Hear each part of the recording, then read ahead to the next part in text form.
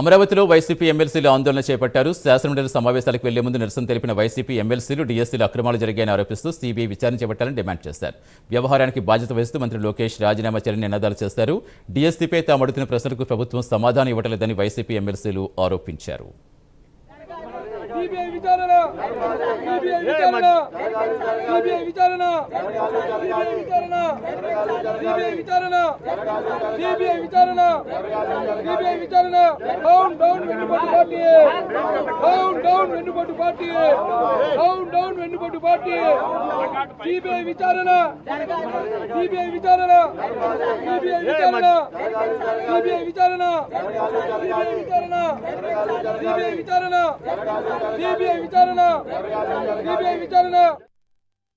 అమరావతిలో వైసీపీ ఎమ్మెల్సీలు ఆందోళన చేపట్టారు. శాసనమండలి సమావేశాలకు వెళ్లే ముందు నిరసన తెలిపారు. వైసీపీ ఎమ్మెల్సీలు డీఎస్సీలో అక్రమాలు జరిగాయని ఆరోపిస్తూ సీబీఐ విచారణ చేపట్టాలని డిమాండ్ చేశారు. ఈ వ్యవహారానికి బాధ్యత వహిస్తూ లోకేష్ రాజీనామా చేయాలని నినాదాలు చేశారు. డీఎస్సీపై తాము అడుగుతున్న ప్రశ్నలకు ప్రభుత్వం సమాధానం ఇవ్వలేదని ఆరోపించారు.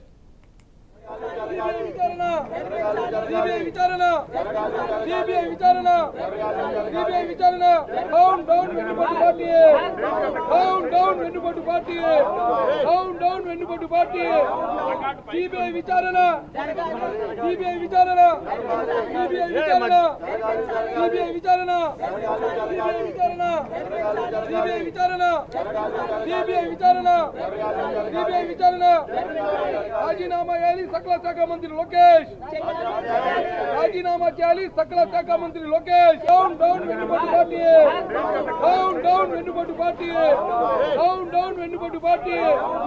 సిబిఐ విచారణ, సిబిఐ విచారణ, సిబిఐ విచారణ, సిబిఐ విచారణ, సిబిఐ విచారణ, సిబిఐ విచారణ, సిబిఐ విచారణ, సిబిఐ విచారణ. డౌన్ డౌన్ వెన్నుపోటు పార్టీ, డౌన్ డౌన్ వెన్నుపోటు పార్టీ, డౌన్ డౌన్ వెన్నుపోటు పార్టీ. సిబిఐ విచారణ, సిబిఐ విచారణ, సిబిఐ విచారణ, సిబిఐ విచారణ, సిబిఐ విచారణ, సిబిఐ విచారణ, సిబిఐ విచారణ, సిబిఐ విచారణ.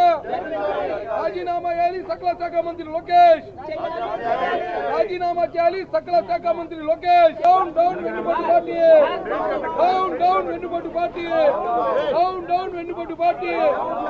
సిబిఐ విచారణ, సిబిఐ విచారణ, సిబిఐ విచారణ, సిబిఐ విచారణ, సిబిఐ విచారణ, సిబిఐ విచారణ, సిబిఐ విచారణ, సిబిఐ విచారణ. డౌన్ డౌన్ వెన్నుపోటు పార్టీ, డౌన్ డౌన్ వెన్నుపోటు పార్టీ, డౌన్ డౌన్ వెన్నుపోటు పార్టీ.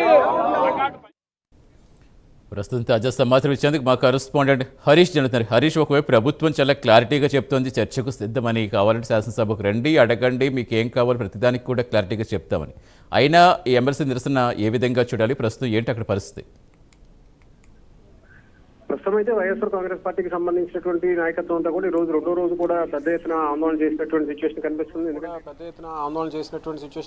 ఎందుకంటే డిఎస్సికి సంబంధించి ప్రధానంగా స్పోర్ట్స్ కోటాకు సంబంధించినటువంటి వ్యవహారం ఏదైతే ఉందో ఆ వ్యవహారం పైన వైఎస్ఆర్ కాంగ్రెస్ పార్టీ మొదటి నుంచి కూడా పోరాటం చేస్తుంది. అయితే ఈ రోజు జరిగినటువంటి రెండో రోజుకు సంబంధించినటువంటి సభలో కూడా వైఎస్ఆర్ కాంగ్రెస్ పార్టీకి సంబంధించినటువంటి నాయకత్వం వాయిదా తీర్మానం కూడా ఇచ్చినటువంటి సిచ్యువేషన్ ఉంది. ప్రత్యేకంగా దీని మీద డిస్కస్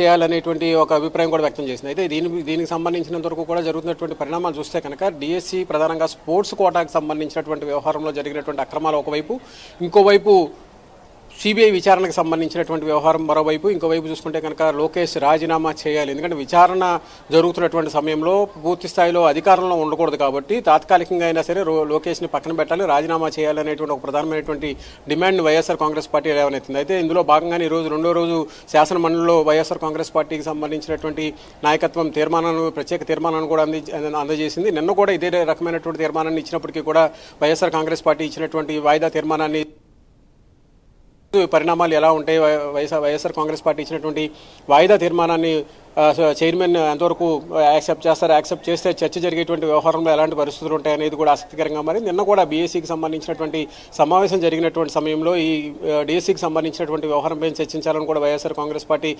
సంబంధించినటువంటి సభ్యులు తమ ప్రతిపాదన పెట్టారు. అయినప్పటికీ కూడా అధికార పక్షం చర్చకు అనుకూలంగా లేదు అనేటువంటి ఒక అభిప్రాయం వచ్చినటువంటి సిచ్యువేషన్ ఉంది. అయితే 20వ తారీఖున అంటే ఆఖరి రోజు ఈ విషయానికి సంబంధించినంత వరకు కూడా డిఎస్సికి సంబంధించినటువంటి అక్రమాలకు సంబంధించినటువంటి వ్యవహారంపై చర్చిస్తామనేటువంటి ఒక సానుకూలమైనటువంటి నిర్ణయాన్ని ప్రభుత్వం ఇచ్చినప్పటికీ కూడా అయితే దీనికి సంబంధించి ఆఖరి రోజు చర్చించడం ద్వారా ఎటువంటి ఉపయోగం ఉండదు కాబట్టి ఈ వ్యవహారంలో ఎలాంటి వేషజాలకు పోకుండా అభ్యర్థులకు సంబంధించి దాదాపుగా 3 లక్షల పైచిలకు మంది అభ్యర్థులు ఉన్నారు కాబట్టి వాళ్ళందరి అభిప్రాయాలను దృష్టిలో పెట్టుకుని వాళ్ళందరికీ సంబంధించినటువంటి భవిష్యత్ థ్యాంక్ యూ.